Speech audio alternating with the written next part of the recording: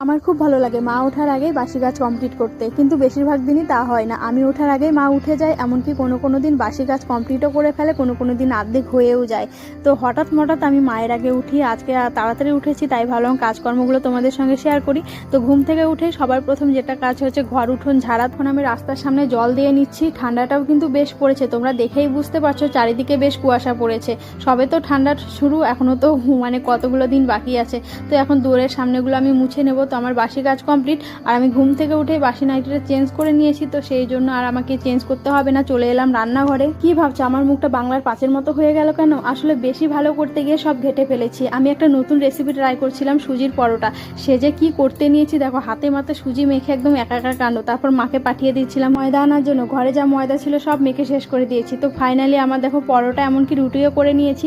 Recipe আর তোমাদের সঙ্গে share করলাম না, তোমরা যদি দেখতে চাও অবশ্যই কমেন্টে জানিও। রুটিগুলো এত সফট